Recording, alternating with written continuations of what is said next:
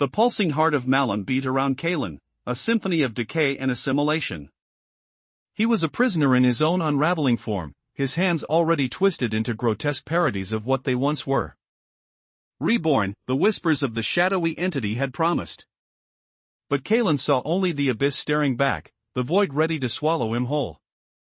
Yet, within that encroaching darkness, a spark of defiance, small but fierce, had ignited. He was not merely a vessel for Malum, he could be its undoing. With a primal roar that tore through the organic landscape, Kalen wrenched himself free from the core's suffocating embrace. He hurtled away, propelled by a desperate will to survive, towards a distant, shimmering light. It was the only beacon in this realm of despair, a promise of something other. As he drew closer, the light resolved into a single, fragile form, a soul, radiating sheer terror. Malum's voice, a silken venom, slithered into his mind. "Choose, Kalen," it hissed. "Save the soul, and feed my hunger, or consume it, and prove your mastery." The vast, malevolent presence of Malum watched, its promise of victory a palpable weight in the air. Kalen's corrupted gaze fell upon the trembling soul, its fear a stark contrast to the monstrous power thrumming within him. He felt the corruption clawing at his sanity, urging him towards the easy path, the path of power. But the memory of those Malum-ravaged worlds, the echoes of despair, surged through him.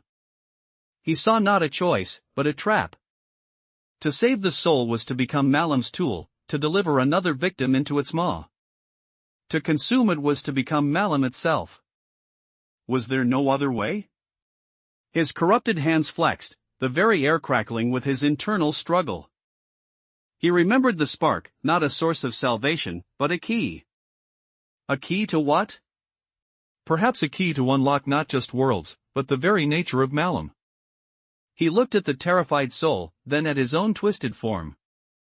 Malum wanted him to choose between two forms of destruction. But Kalen was a warrior, not a puppet. He would not be a savior or a destroyer in Malum's game. He would be the anomaly. With a surge of desperate strength, Kalen ignored the whispered temptations. He focused on the spark's dying ember, the faint echo of its unraveling power. He didn't reach for the soul to save it, nor to consume it. Instead, he channeled his own corrupted essence, his defiance, into a single, focused point.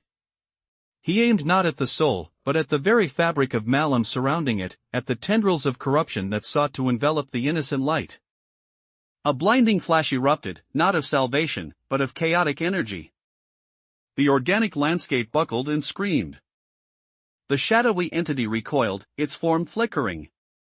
Malum's triumphant presence faltered, replaced by a surprised roar of rage. Kalen felt a searing pain as his own corrupted form began to tear apart, but this time, it was not assimilation. It was transformation.